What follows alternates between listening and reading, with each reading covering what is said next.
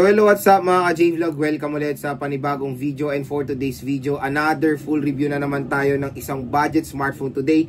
And this time ang topic natin is yung napakabenta na Vivo Y03T. Maganda kaya to ngayong 2025? Tara mga ka-J-Vlog, check natin.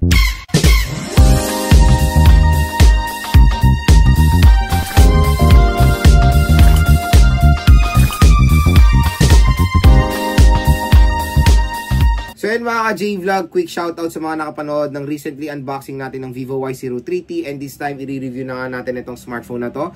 Titignan natin kung maganda ba itong si Vivo Y03T at kung okay ba yung specifications nitong smartphone na to.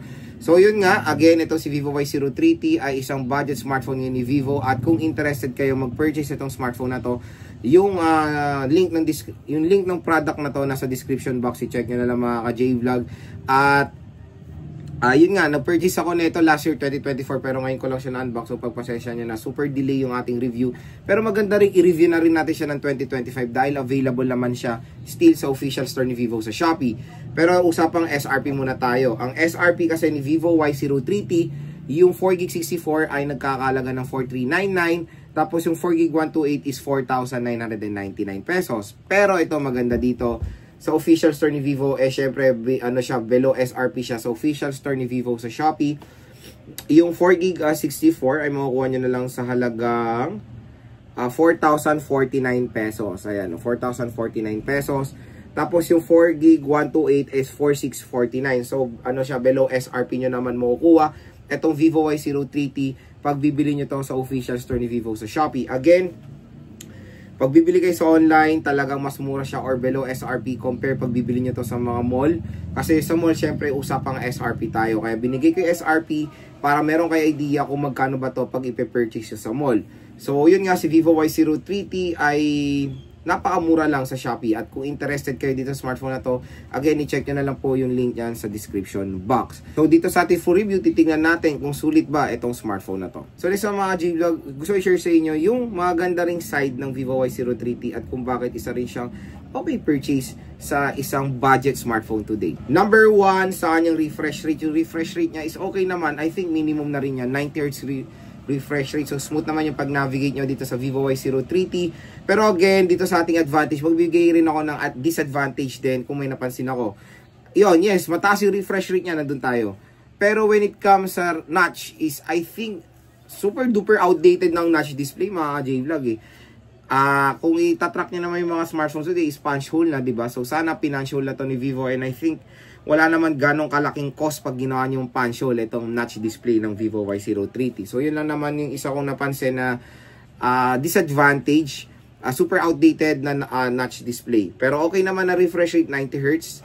All goods yan. Minimum naman din yung resolution niya, HD Plus 720p. Hindi naman ako magre-reklamo dyan. Next, sa chipset. The chipset is okay. For budget smartphone, Unisoc Tiger T612. Okay na okay yan for, budget gaming smartphone. Kaya maganda lang ML, COD, Firelight 4, Genshin sa minimum settings or pinakamababang settings. Again, pag bibili kayo ng Vivo Y03T, syempre manage expectation. Hindi to solid for gamer.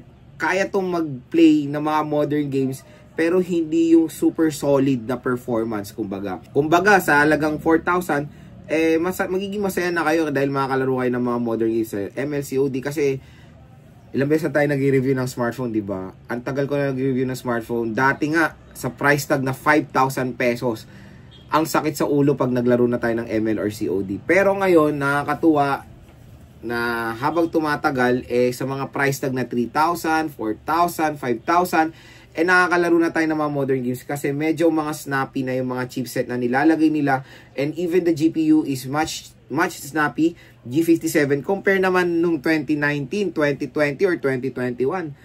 PowerVR G8320, yan talaga yung pinaka-favorite nilang chipset sa ganitong segment. MediaTek Helio P35. Again, the Unisoc chipset is okay naman yan. I know marami pa rin nagre-reklamo, lag naman yan. Pero atin yung experience or iisipin yung presyo. As long as nakakalaro naman kayo ng hindi nagfo-force close, yes, mayroon mga frame drops from time to time, lalong-lalo na pag nag-overheat yung smartphone nyo. Doon yung pinaka-main cause na mga frame drops or lag. Dahil syempre pag nag-overheat, magkakaroon talaga ng effect yan sa performance. Marami rin nagtatanong, mabilis ba uminit yung smartphone? Lahat po ng smartphone, mga ka-J-Vlog, umiinit yan. Lahat ng smartphone, pag ginamit nyo sa gaming, lahat ng smartphone na walang fan or liquid cooling system, pag ginamit nyo sa gaming, matik mabilis pong uminit yan. Depende na rin yan sa room temperature nyo. Kung nasa outside kayo, dun kayo sa, naglalaro kayo sa sikat ng araw, di ba, yung sobrang init ng room temperature, mabilis talaga mag-overheat yung smartphone nyo. Even pag TV nga, nanood kayo ng, hindi kayo naka-aircon, nagbabad lang kayo sa TV, pati TV nag-overheat yan, kasi mga walang liquid cooling yan. Pero ibang usapan, pag naglaro kayo sa maganda yung room temperature, medyo malamig, kumbaga, pag nasa aircon, okay naman yung ganong, hindi mabilis uminit yung smartphone nyo. Iilan lang ang smartphone na merong fan ang cellphone nila. I think mga gaming talaga yun, yung mga Nubia, yung may mga umiikot pang ang fan sa loob yan. Yung mga flagship ngayon is merong mga liquid cooling system yan, or even mga mid-range yan, may mga liquid cooling para mais yung, yung heatness ng smartphone.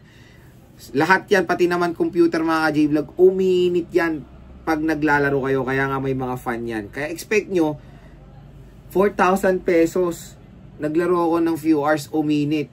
Bakit nga ba? Siyempre, naglaro ka. Wala rin namang fan yung smartphone. Yun din yung mga i-consider nyo kung bakit mabilis mag-overheat yung smartphone nyo. Okay? So, again, performance ng Vivo Y03T sa gaming, okay naman siya for mga modern games today. Next, yung camera. Camera is fine for me. Malinaw naman. Even though 13 megapixel lang siya, pero ayun, again, hindi naman basehan ng taas sa megapixel. Malino camera in fairness ng Vivo Y03T. Yun din naman yung nagustuhan ko dito sa smartphone na to. Even though low megapixel, pero maganda naman yung outcome ng mga photos. And even sa front cam, kahit na 5 megapixel, may mabibigyan niya naman ng justice yung front camera ng Vivo. Next, mga ka-J-Vlog, sa speakers, mono speakers, pero meron siyang slight na upgrade when it comes sa volume, beyond 100%. Pero meron lang ako isa pang na disadvantage na pansin sa Vivo Y03T, wala po itong fingerprint scanner. Ito yung major disadvantage ng smartphone na ito is the fingerprint scanner. Why? Bakit? Wala na nga charger to out of the box. Yun din paling disadvantage yun. Wala rin tong charger out of the box. Wala pa tong fingerprint scanner. Yes, mura to. Pero sa ganitong presyo, yung mga ibang brands, naka-fingerprint scanner na yung mga yan, di ba? So, hopefully, hindi nila inalis. Tanggalin na nila yung face unlock. Lagay na lang nila yung fingerprint scanner. Mas secure pa yung fingerprint scanner. Siyempre, biometrics yan eh. Yung face nyo, mas better security yung fingerprint scanner compared sa face unlock. Next is the battery, 5,000 mAh battery capacity. Syempre, all goods yan with the fast charging rate na 15 watt. I think minimum na rin naman na the best na pwede natin ma-offer when it comes to fast charging rate is 15 watt fast charging rate. So yun lang mga ka-J-Vlog, yung mga features or advantage or disadvantages ng Vivo Y03T. Hopefully nakatulong to sa inyong buying decision dito sa smartphone na to. So yun mga ka-J-Vlog, ang pinaka main question, Lord, sulit ba is i-purchase ang Vivo Y03T? Syempre mga J-Vlog, when it comes sa presyo niya 4,000 pesos, lalo na meron ng 4GB 128 to sa presyo na sa price tag na below 5,000, di ba? 4,600 sulit naman. Kumbaga, marami rin kasi mga consumers ang nagtatrust of course sa brands din, sa brand. Tulad na lang ng Vivo, marami ng trusted seller, marami na rin trusted buyer si Vivo. Especially ako, gusto ko rin sa Vivo is yung nila aesthetic design, kahit sa mga budget smartphone ay nabibigyan nila to ng aesthetic design, and of course the OS. Yung OS nila is the FunTouch OS na for me is very user friendly.